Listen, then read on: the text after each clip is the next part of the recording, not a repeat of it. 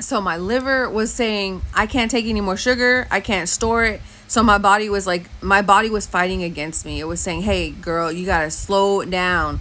Because I was like, we had changed our eating and gone to like organic and really looking into stuff but I was thinking, oh, we're using organic sugar, so this should be better, right? Well, nobody teaches you about sugar and the dangers it causes, and that your body doesn't really need extra sugar, like the candies and the pan dulce and the like the sweet treats. Your body does not need sugar. You get enough sugar to fuel your body through your food. If you have like a well balanced diet. So my body was fighting against me. And so when we came home, I was scared to eat. And my husband's like, you got to eat something. Because not only was I dealing with blood sugar issues, I had low iron. Because my liver had got so much sugar in it and I was drinking so much coffee. And I don't know if you guys know this, but when you drink coffee, it's an anti nutrient, which means it blocks your body. Okay, so let's say you wake up and drink a cup of coffee in the morning, right?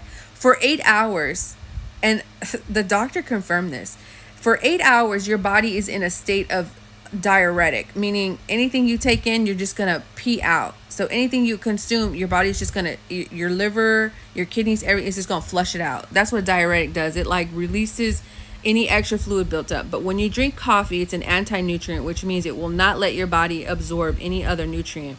So when you drink that coffee in the morning, for 8 hours, it's being used. Your body is using it as a diuretic. So you're not going to absorb the nutrients from your healthy food that you eat or any food. You're not going to get those nutrients.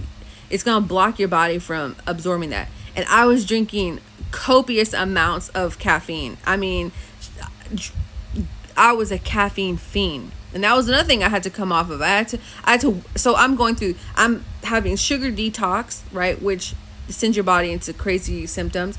I was having caffeine detox, and I was scared to eat. So my whole body, my mind, everything was just in a state.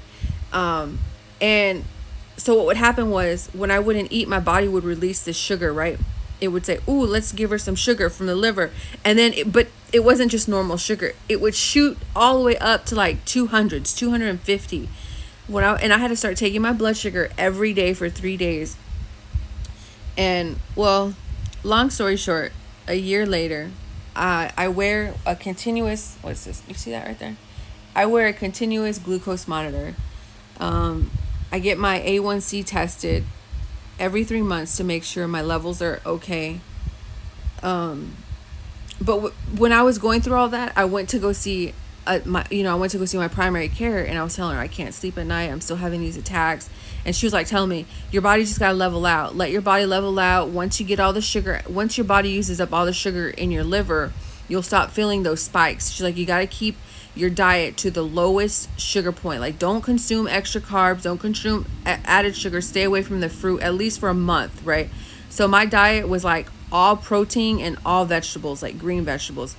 And the weight just started dropping like this. The weight just started coming off. And so I realized through all of that, my blood sugar was giving me those attacks, right? So when my blood sugar would reach a certain level, I'd start having those attacks.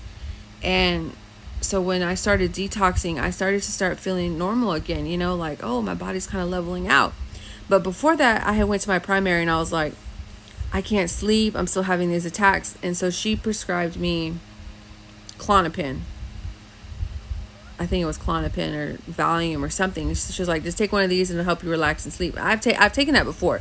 And I was like, oh, I know what this is. And, it does. It helps you relax. So